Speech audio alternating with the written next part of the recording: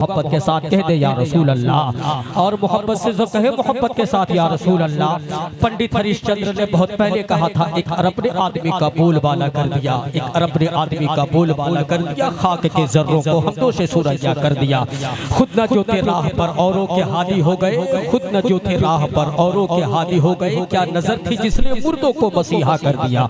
यह कौन कह रहा है? कोई कलमा पढ़ने वाला नहीं कह रहा है। ये कौन कह रहा है? जिसने नबी को देखा तक नहीं, मगर मुस्तफा की शान किस अजमत के साथ बयान करता है। जरा गौर करें, अल्लाह रब्बुल इज्जत ने हमें कहाँ पैदा किया, किस मजहब में पैदा किया। मेरे प्यारे, अल्लाह का एहसान है कि अल्लाह रब्बुल इज्जत ने हमें और आपको मजहब इस्लाम की गोद में पैदा फरमाया है।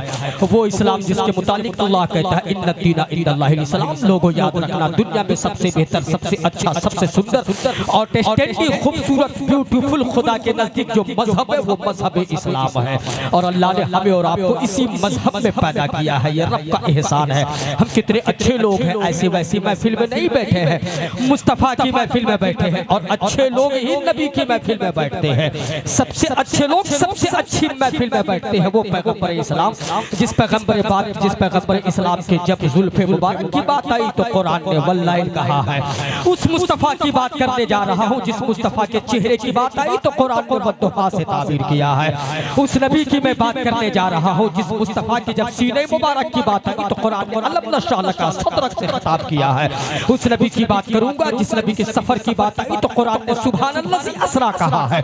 उस मुस्तफा की मैं बात करूंगा जिस मुस्तफा की हकीकत की बात आई तो कुरान ने क़द जाअकुम मिनल्लाहि नूरुन व किताबुम मुबीन से खिताब किया है। और जब इसी आयत मुबारका को हदीस की रोशनी में, तफसीर की रोशनी में सरकार आला हजरत बरेली के ताजदार ने पढ़ा है तो आला हजरत बरेली के चटाई पर बैठ कर लिखते हैं, या रसूल अल्लाह, सरवर कहूँ के मालिक को मौला कहूँ तुझे, बाग़े खलील का गुले से बा कहूँ तुझे, तेरे तो मस्फ़ाए बेतनाही से है बरी, है राहू मेरे शाह क्या क्या कहूँ तुझे। लेकिन रसाने खत्मे सो खत इस पे कर दिया, खालिक का बंदा खल्क़ का आका कहूँ तुझे, खालिक का बंदा खल्क़ का आका कहूँ तुझे। ये है मेरे मुस्तफा की शान, ये है आका की शान। कोई चरस पीने वाला, गांजा पीने वाला नबी की शान क्या बतलाएगा मेरे प्यारे। आओ मैं बताता हूँ आका अलैहिस्सलाम की शान के बारे में। जब माइकल हार्ट जैसा अच्छा स्कॉलर, अच्छा यूरोपियन पढ़ा लिखा शख्स जब कलम उठाता है तो मेरे मुस्तफा के बारे में लिखता है, the most great personality of the world in the nature peace be upon him Muhammad. किस पूरी कायनात में अगर कोई सबसे खूबसूरत और सबसे बड़ी हस्ती है तो वो पैगंबर इस्लाम की ज़ात है। ये कौन कह रहा है? ये अमेरिका का स्कॉलर कह रहा है। ये कौन कह रहा है? यूरोप का एक पढ़ा लिखा शख्स कह रहा है, जिसने न नबी का दीन पढ़ा, जिसने न नबी पर कलमा पढ़ा, ना कुरान पढ़ा, ना नमाज पढ़ा, ना रोजा रखा, ना ज़कात दिया, ना हज किया, मगर जब नबी की बात आती है तो वो भी कहता है कि मुस्तफा से बेहतर कोई नहीं है, आका से बेहतर कोई नहीं है। लॉ मार्टिन एक अच्छा स्कॉलर 1719 ईस्वी में जब वो कलम उठाता है तो सारी हस्तियों को पढ़ा, आदम से लेकर ईसा तक पढ़ा, यहाँ तक के जितने अरस्तु हो, सोक्रात हो, आइंस्टीन हो, बड़े से बड़े साइंटिस्टों को पढ़ा। सबको पढ़ने के बाद जब लॉ मार्टिन कलम उठाता है तो लिखता है, no one has ever been born like Muhammad. खुदा की इज्जत की कसम, मुस्तफा के जैसा पूरी कायनात में आज तक कोई पैदा नहीं हुआ है। यह कौन कहता है? लॉ मार्टिन कहता है, जिसने नबी के दीन को नहीं पढ़ा, जिसने नबी का कलमा नहीं पढ़ा, जिसने मुस्तफा की सिर्फ शान को पढ़ा, ना इस्लाम कबूल किया, मगर वो भी नबी के अज़मत के बारे में लिखता है कि मुस्तफा से बेहतर कोई नहीं है, कायनात में नबी से बेहतर कोई नहीं है। ये महाराष्ट्र में बैठकर कोई गांजा पीने वाला नबी की शान को घटलाएगा, या हैदराबाद के जमीन पर बैठकर अय्याशी करने वाला हमें नबी की शान को क्या बताएगा। ये दासना मंदिर में बैठकर नरसी मंदन जैसे आतंकवाद वो हमें नबी की शान में क्या बताएगा। मेरे मुस्तफा की अज़मत ना कल गिरी थी, ना आज गिरेगी, ना सुबह क़यामत गिरेगी। मुस्तफा की अज़मत आयरू गैरू नथु खैरू से हमें सुनने की जरूरत नहीं है। अगर नबी की शान सुननी है तो अल्लामा शाइख सादी शिराज़ी से पूछो। अल्लामा शाइख सादी शिराज़ी कहते हैं, या रसूल अल्लाह, या रसूल अल्लाह, बलगल औला बे कमालिही, कशफत तुजावे जमालिही, हसनत जमीलो खिसालिही, सल्लू अलैहि व आलिही। अल्लामा शाइख सादी शिराज़ी कहते हैं, हजरत फैजान हुजूर सैयद साहबुद्दीन साहब बाबा नारे तकबीर, नारे रिसालत। मोहब्बत के साथ समझ में आ रही है बात समझ में आ रही, मोहब्बत के साथ कहे या रसूल अल्लाह, और जोर से कहे या रसूल अल्लाह। तो कौन हमें क्या समझाएगा? अल्लामा शादी सराजी कहते हैं बलगल उला बे कमालिही कशफत तुजा बे जमालिही हसनत जमीउ खिसालिही सल्लू अलैहि व आलिही। या रसूल अल्लाह, दुनिया के जितने हसीन चेहरे हैं सब एक तरफ, आमना के लाल का तलवा एक तरफ। ये है नबी की शान, इसलिए हमें समझना होगा नबी की अजमत को। हमें हमारे बच्चों को समझाना होगा कि अजमत रिसालत मुस्तफ़ा क्या है, नामुस रिसालत मुस्तफ़ा क्या है। हम जिए तो मुस्तफ़ा के लिए, मरे तो मुस्तफ़ा के लिए। मरने से कौन डरता है यार? तुम तो डरते हो कि नबी की शान कहीं बोलेंगे तो कहीं मार ना दिए जाए। तुम डरते हो कि कहीं नबी की शान बुलंद ना करें और नबी का जिक्र करे तो जेल में बंद कर दिए जाओगे। मुझे जरा ये बताओ, कौन यहाँ पर जीने के लिए आया है? क्या तुम जिंदगी भर के लिए यहाँ आए हो? क्या तुझे मरना नहीं है? मरो तो इस शान से मरो कि कब्र में जाने के बाद फरिश्ते को ये गवाही देने की जरूरत ना पड़े। जब फरिश्ते सवाल करे कि बताओ ये कौन है, तो अगर मुस्तफा ये कह दे छोड़ दो ये मेरा वो खुदा है जो मेरी इज्जत के खातिर दुनिया में मरते आया है, मेरे नाम को बुलंद करते आया है। नारा रिसालत। अल्लामा आसिफ साहब किबला, अल्लामा आसिफ बिस्वाई साहब किबला। नारे तकबीर, नारे रिसालत। अल्लामा इकबाल साहब किबला। शहदाए रसूल कॉन्फ्रेंस, शहदाए रसूल कॉन्फ्रेंस। नारे तकबीर, नारे रिसालत। बात समझ में आ रही है? बात समझ। मेरा नाम मोहम्मद इकबाल अहमद है, बस है ना। आसिफ, चूंकि मुझे नाम चुराने की आदत नहीं है, हाँ, नाम चुराने की मेरी आदत नहीं है। हाँ, बुजुर्गों का फैजान है। हजरत शबील अख्तर साहब का किबला का चेहरा देखिए, मुस्कुरा रहे हैं। क्यों मालूम है? ये नाते नबी की बरकत है। शाहनवाज हसन का चेहरा देखिए, ये मुस्कुराता हुआ चेहरा, ये नाते मुस्तनाते नबी की बरकत है मेरे प्यारे। इसलिए हमें अपने बच्चों को बताना होगा अज़मत रिसालत क्या है। आपको शायद नहीं मालूम है। आओ मैं खलीफा दोम की बात करता हूँ। ये कौन है खलीफा दोम? सैयदना उमर की मैं बात करता हूँ। हजरत उमर फारूक रज़ी अल्लाह तआला अन्हु का ज़माना है। वो हजरत उमर जो मदीने की गलियों में जो हुकूमत कर रहे हैं, जिनकी तारीख ये है 400 मुरब्बा मील का मालिक है उमर। मगर सोता है तो मदीने की टूटी हुई चटाई पर सोता है, मदीने की मिट्टी पर बैठ कर इंसाफ किया करता था। यहाँ तो आज कोई एक विधायक बन जाए तो पावर इतना कि लगता है जैसे कि अब हम पूरे ज़मीन और आसमान को अपने पैरों तले रौंद देंगे। मगर आओ हजरत उमर फारूक की बात करता हूँ। 400 मुरब्बा मील का मालिक है उमर। उमर का ज़माना है। कैसे हमें मोहब्बत होनी चाहिए मुस्तफ़ा से। काश अगर हम समझ लें अपने नबी को तो किसी की औकात नहीं है जो नबी के शान में गुस्ताखी करेगा, किसी की हैसियत नहीं है जो मुस्तफ़ा को बुरा भला करेगा, किसी के अंदर इतनी जुर्रत नहीं है जो नबी के शान में गुस्ताखी करेगा। उमर का ज़माना है, मदीने की गली है, मदीने की रेतीली ज़मीन पर 8 साल 10 साल के छोटे छोटे बच्चे खेल रहे हैं। और से सुनना मेरे बाबू, मैं चाहता हूँ मेरे 10 साल के बच्चे के अंदर भी इनकलाब आए, 12 साल के बच्चे के अंदर इनकलाब आए, 20 साल के बेटी के अंदर भी इनकलाब आए, 25 साल के बेटी के अंदर भी इनकलाब आए, 12 साल के बहन के सीने में भी सैयदा फातिमा का किरदार आए। मेरा मकसद ये है, इस्लाम का मकसद ये है, हबीब मिल्लत का मकसद ये था, सरकार मुजाहिद मिल्लत का मकसद ये था। हजरत अल्लामा शहाबुद्दीन सैयद शहाबुद्दीन जिसुद्दीन की बारगाह में आप आए हैं, उनका भी मकसद यही था मेरे प्यारे।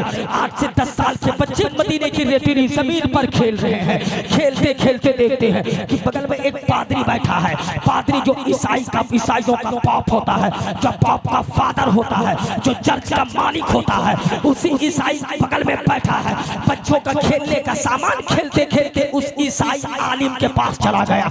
बच्चे दौड़कर पादरी के पास गए और पादरी के पास जाके कहते हैं, ए पादरी, ये सामान हमारा है, हमें दे दो। हम बच्चे हैं, ये हमारे खेलने की चीज है, हम बच्चे इससे खेला करते हैं, ये तुम क्या करोगे? पादरी ने कहा नहीं दे सकता। कहा नहीं दोगे? कहा नहीं दूंगा। बच्चों ने कहा पादरी जिद क्यों करते हो, ये तो हमारे खेलने की चीज है ना, ये तो हमें दे दो ना। पादरी ने कहा नहीं दूंगा। बच्चों ने कहा सुन ना दो तो कोई बात नहीं, मगर इतनी बात याद रखना, हम मुस्तफा के कलमा पढ़ने वाले लोग हैं, हम नबी के दीन पे मरने वाले लोग हैं, हम छोटे छोटे बच्चे आमना के लाल का कलमा पढ़ते हैं, अब तो दे दो। पादरी ने तो सामान ना दिया, मगर जैसे ही नबी का नाम सुना मुस्तफा को गालियां देने लगा, मुस्तफा को बुरा भला कहने लगा, नबी की शान में गुस्ताखियां करने लगा। जब बच्चों ने ये देखा कि ये सामान तो ना दिया मगर कोई बात ना थी, मगर मेरे मुस्तफा को गाली दे रहा है, 8 से 10 साल के बच्चों के अंदर इतना जलाल आ गया, इतना जलाल आ गया कि उसी रेतीली जमीन पर पादरी को पटक पटक कर इतना मारा कि पादरी दम तोड़ देता है, पादरी की मौत हो जाती है, पादरी कत्ल कर दिया जाता है।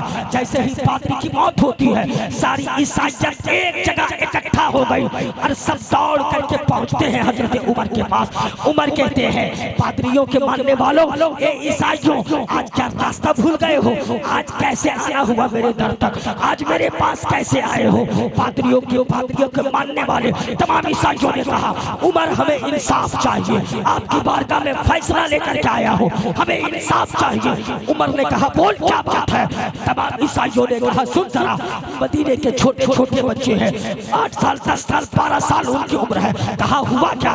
पादरी के मानने वाले तमाम ईसाई कहते हैं आपके मदीने के बच्चों ने हमारे पादरी को इतना मारा है कि उसके मारने की वजह से पादरी की मौत हो गई है, हमें खून का बदला चाहिए, खून का बदला खून से लिया जाएगा, मौत का बदला मौत से लिया जाएगा। बच्चों ने पादरी का कत्ल किया है, हम भी बच्चों को कत्ल करेंगे। बच्चों ने पादरी को मारा है, हम भी बच्चों को मारेंगे। उनके मारने की वजह से पादरी की मौत हो गई है, मौत की सजा मौत होनी चाहिए। पादरी कहता है, हजरत उमर फारूक कहते हैं कि ठीक है ये फैसला यहाँ नहीं होगा, अगर ये फैसला करवाना है तो चलो जो मदीने का काजी है मदीने के काजी के पास चला जाए। हजरत उमर फारूक ने खबर भिजवा दी मदीने के काजी अमीरुल मोमिनीन उमर फारूक आ रहे हैं, कोई मुकदमा लेकर के आ रहे हैं, मुकदमे का इंसाफ चाहते हैं। काजी भी अपने वक्त पर अपनी मसलक पर बैठ चुका है, उमर भी साथ निकले हैं, मदीने के बच्चे भी साथ हैं, ये पूरी ईसाइयत एक साथ है। सैयदना उमर फारूक ने जैसे ही मदीने के काजी के दरवाजे के पास कदम रखा है, काजी ने उमर फारूक को देखा, उठ करके खड़े हो गए। उमर कहता है ए मदीने के काजी तू मुझे देखकर क्यों खड़ा हो गया। हजरत काजी कहते हैं अमीरुल मोमिनीन आप हैं, उमर फारूक आप हैं, इसलिए आपको देख के मैं खड़ा हो गया। उमर कहते हैं ना सुन, आज मैं अमीरुल मोमिनीन होने की हैसियत से तेरे पास नहीं आया था, मैं तो मुकदमा लेकर के आया था, मगर तू मुझे देख करके खड़ा हो गया। लगता है तू डर की वजह से फैसला करेगा, लगता है तू मुझे देख कर डर गया है, और डर कर जो फैसला करे वो मदीने का काजी नहीं हो सकता, जो चेहरा देख कर फैसला करे वो मदीने का काजी नहीं हो सकता।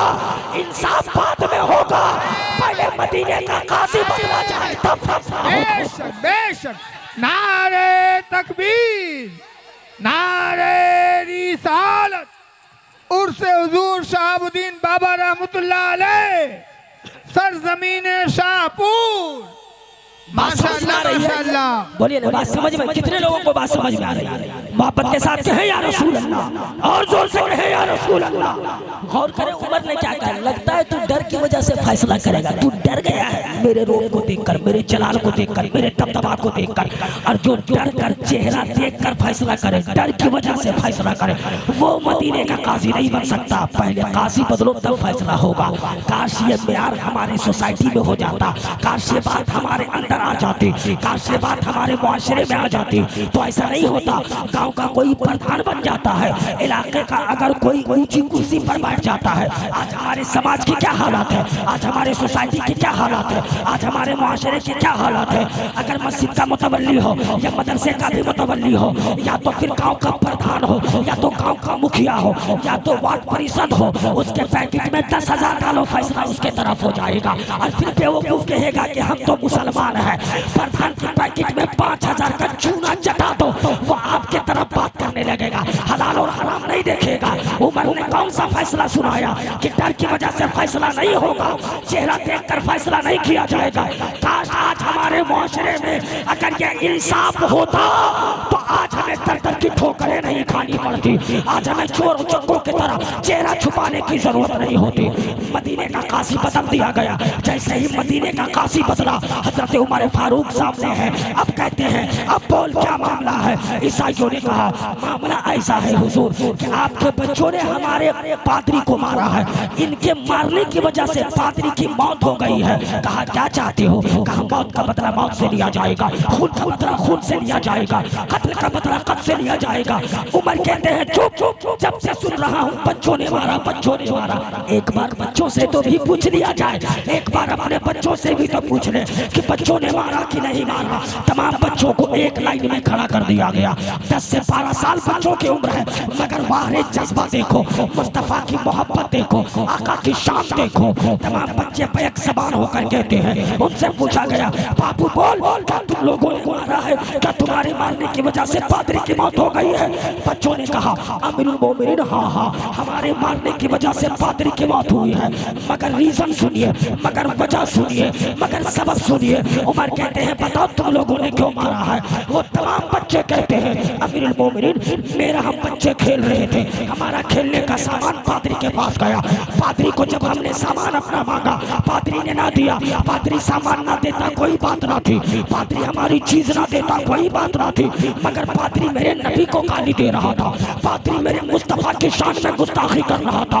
वो बच्चे कहते हैं अमीरुल मोमिनीन पादरी मेरे बाप को गाली देता हम बर्दाश्त कर लेते, पादरी मेरी माँ को गाली देता हम बर्दाश्त कर लेते, पादरी मेरे जिस्म को काट देता हम बर्दाश्त कर लेते, पादरी मेरी बहन को गाली देता हम बर्दाश्त कर लेते, पादरी मेरे बाजुओं को काट देता हम बर्दाश्त कर लेते, पादरी मेरे सीने में तलवार से मारता हम बर्दाश्त कर लेते, मगर पादरी ने जैसे ही मेरे मुस्तफा के शान में गुस्ताखियां करने लगा हम बर्दाश्त ना कर पाए और नबी की शान को देखते हुए पादरी को पटक पटक कर इतना मारा कि पादरी दम तोड़ दिया। नारे तकबीर, नारे रिसालत, उर्से हुजूर सैयद शहाबुद्दीन शाह रहमतुल्लाह अलैह, सरजमीने शाहपुर, ख्वाजा का हिंदुस्तान, मसलके आला हजरत। माशाअल्लाह माशाअल्लाह। कहा बस इसी वजह से मारा। उमर कहते हैं मामला ये था। कहा उमर कहते हैं चल निकल, फैसला हो गया, तू मेरे नबी की शान में गुस्ताखी करेगा और बच्चे तुझे छोड़ कैसे देंगे। ये जज्बा था मेरे प्यारे। क्या आज 12 साल के बेटियों के अंदर ये जज्बा है? क्या आज हमारे जवान के अंदर ये मोहब्बत है? क्या आज हमारे जवानों के अंदर नबी के हवाले से ये बातें पाई जाती है? नहीं, हम नाम के मुसलमान हो चुके हैं। वजह यह है कि हमने पढ़ा नहीं, ना हमने कुरान सीखा, ना हमने दीन को पढ़ा, ना दुनिया को पढ़ा। हमने कुछ नहीं किया दुनिया में आने के बाद, सिर्फ हमने इधर उधर के काम में अपने दिन को गुजारा है। जरा गौर करें, इसी उर्से मुकद्दस के कैंपस में मदरसा भी है, स्कूल भी है। हमारे बेटे को तो हाफिज कुरान भी होना चाहिए था, हमारे घर की बहनों को हाफिज कुरान होना चाहिए था, हमारे घर के बच्चों को आलिम दीन भी होना चाहिए था, डॉक्टर भी होना चाहिए, इंजीनियर भी होना चाहिए। मगर जरा गौर करें, बुजुर्गों में अगर देखा जाए वो माशाअल्लाह चंद ऐसे बुजुर्ग हैं जिन्होंने आपके लिए आपकी जमीन की सिंचाई की है, आपके लिए आपका काम किया है। वरना जरा गौर करें, दुनिया में बहुत सारे आए मगर काम की इन्होंने किसी ने नहीं किया।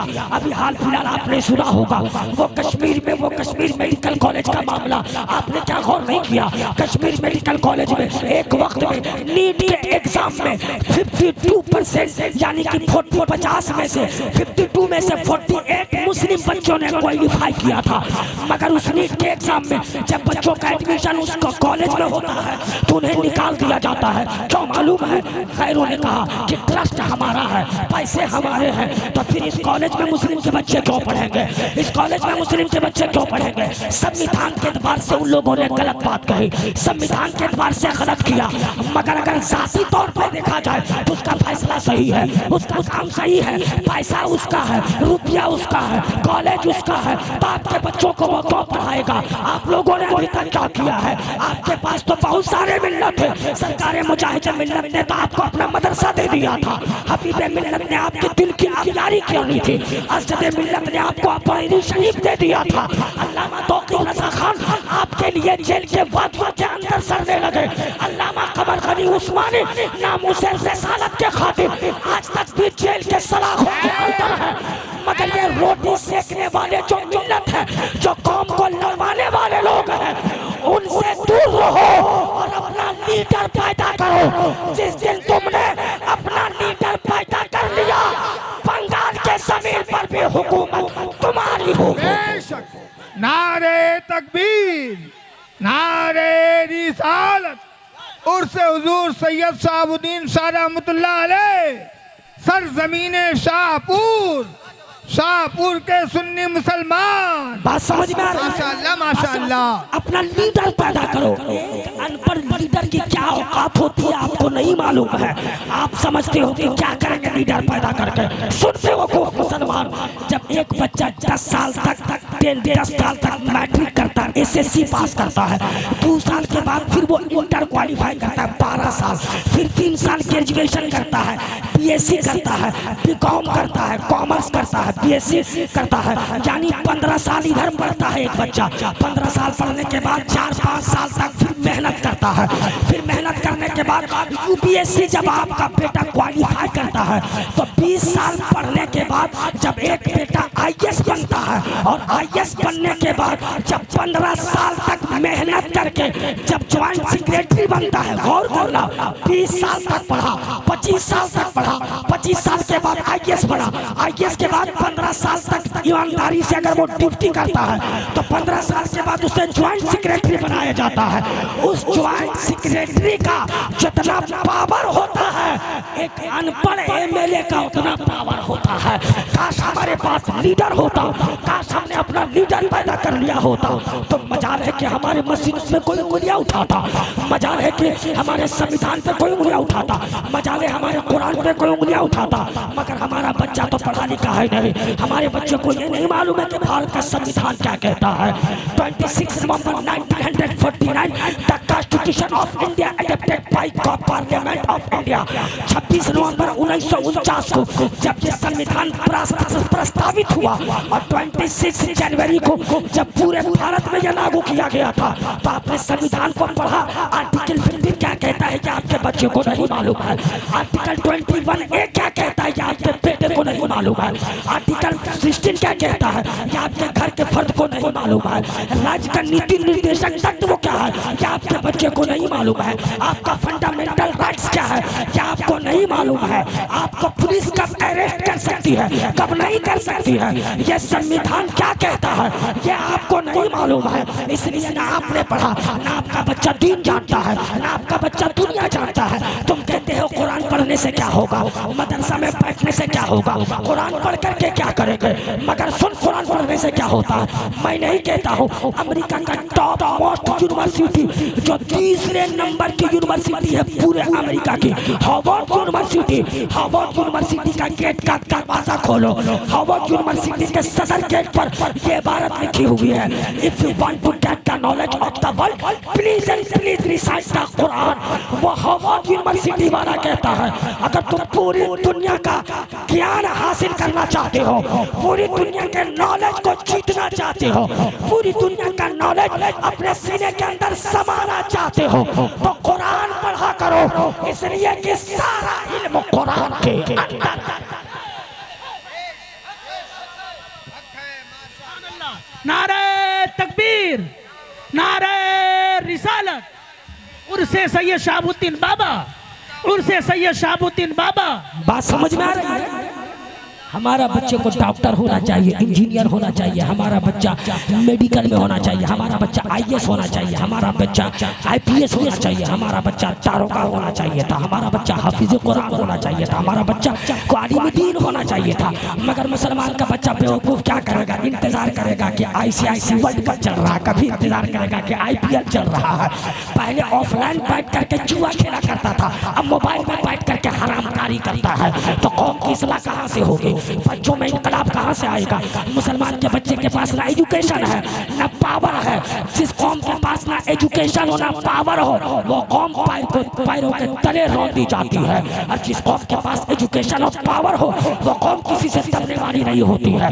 तुम हुकूमत इल्म के बुनियाद पर कर सकते हो, तुम हुकूमत तकवे के बुनियाद पर कर सकते हो। तुम किससे डरते हो? खुदा की इज्जत की कसम, अगर पूरी दुनिया आपके खिलाफ हो जाए, और से सुनना, पूरी दुनिया अगर आपके खिलाफ हो और अगर रब आपके मुआफिक हो तो खुदा की इज्जत की कसम पूरी दुनिया मिल करके भी आपको झुका नहीं सकती है, पूरी दुनिया आपका बाल फेंका नहीं कर सकती है। और अगर पूरी दुनिया आपके मुआफिक हो और अगर खुदा आपके खिलाफ हो तो पूरी दुनिया मिल करके भी आपको बचा नहीं सकती है।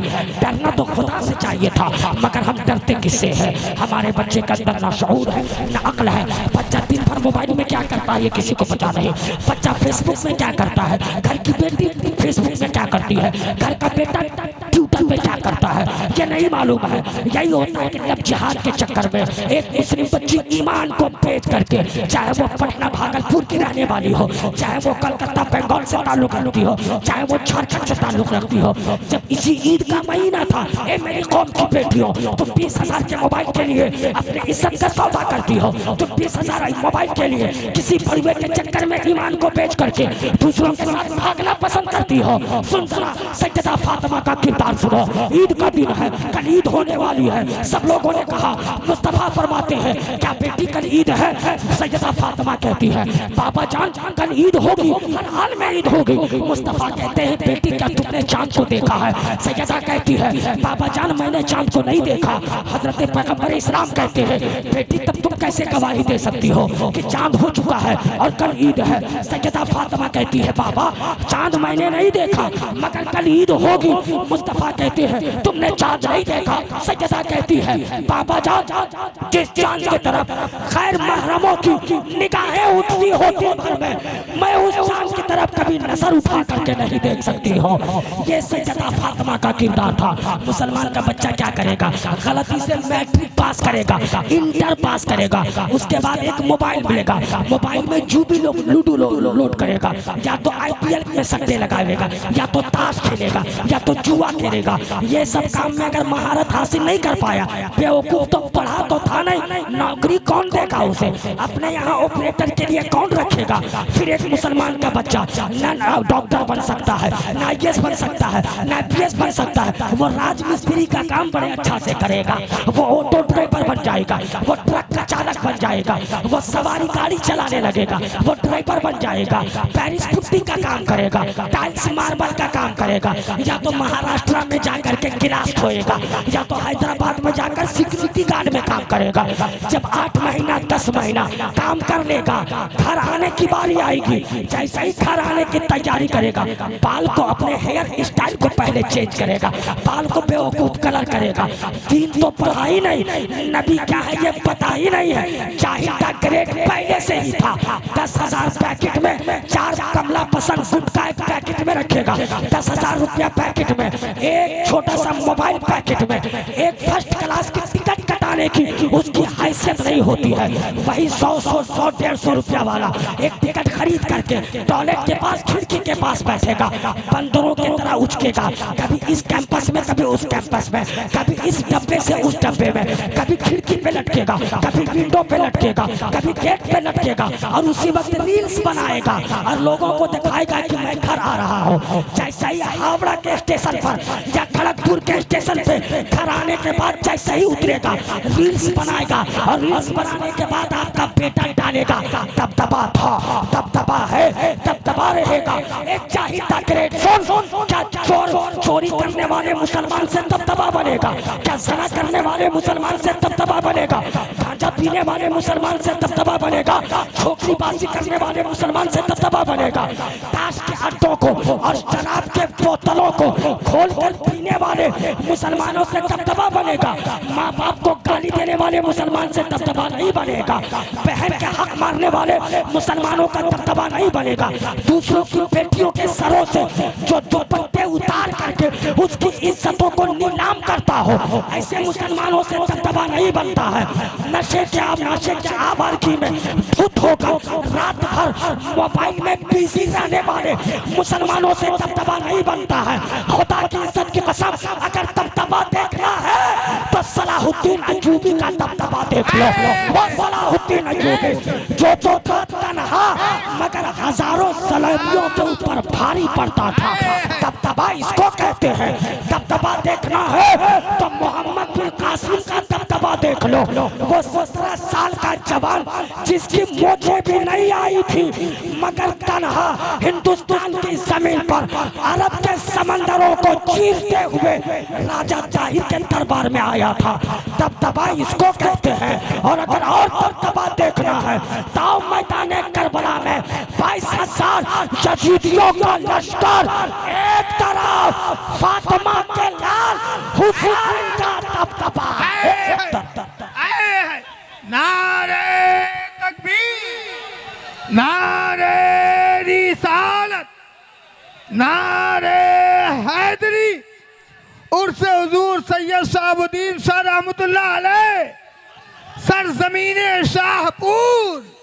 माशाअल्लाह माशाअल्लाह, बहुत उम्दा माशाअल्लाह। इसको दबदबा कहते हैं। इसको वक्त मेरा खत्म हो गया, 2-4 मिनट और मेरी गुफ्तगू खत्म। याद रखना, मुस्तफ़ा ने कहा education is the power, education is the life. इल्म ही नूर है, इल्म ही रोशनी है।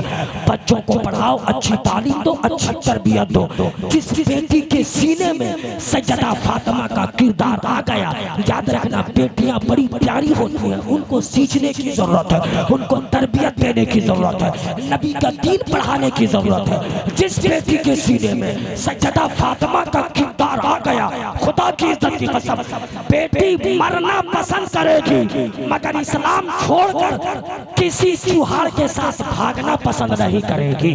वो कब होगा? जब बेटियों के सीने में सैयदा फातिमा का किरदार हो, आयशा का किरदार हो, जब बेटियों के सीने में इमाम हसन का किरदार हो, जब आपके शहजादे के सीने में इमाम हुसैन का किरदार हो, उमर का किरदार हो, सिद्दीक का किरदार हो। सैयदना मुजाहिद मिल्लत का फैजान वैसा ही नहीं मिलेगा। सैयदना मुजाहिद मिल्लत और हबीब मिल्लत का अगर फैजान आप लेना चाहते हैं तो गुनाहों से तौबा करें, गुनाहों से तौबा करें, खुदा की बारगाह में रोए, गिड़गिड़ाएं, याद करें उस परवरदिगार को। जिस दिन आपने रब को समझ लिया, कुरान को समझ लिया, इस्लाम को समझ लिया, याद रखना दुनिया में कोई ऐसा माई का लाल नहीं पैदा हुआ है जो आपको झुका सकता है।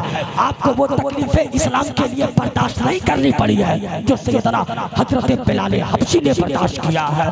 कोड़े खाते रहे मगर कहते रहे अल्लाह एक है, अल्लाह एक है, अल्लाह एक है। ये सीने में बसा मेरे प्यारे। मैं अपने कौम की बेटियों से कहना चाहूँगा, मेरी कौम की बहनों, मेरी कौम की बेटियों, एक माँ बाप बड़ी मेहनत और मुशक्कत के साथ तेरी परवरिश करते हैं। एक बाप भूखा रहना पसंद करता है मगर अपनी बेटियों को कभी भूखा रखना पसंद नहीं करता। इस ईद के महीने में गौर करना, एक बाप की औकात होती है कि वो बाप भी 5,000 का कपड़ा पहनकर ईदगाह जाए। उस बाप की हैसियत है कि वो बाप भी 10,000 का लिबास पहन करके ईद की नमाज पढ़ने जाए मगर बाप पुरानी शर्ट, पुरानी कमीज, पुरानी लुंगी पहन करके ईद की नमाज पढ़ने जाता है। क्यों? मालूम है कि अगर मैं महंगे लिबास पहनूंगा तो मैं अपनी बेटी को क्या पहनाऊंगा, अपने बच्चों को क्या पहनाऊंगा।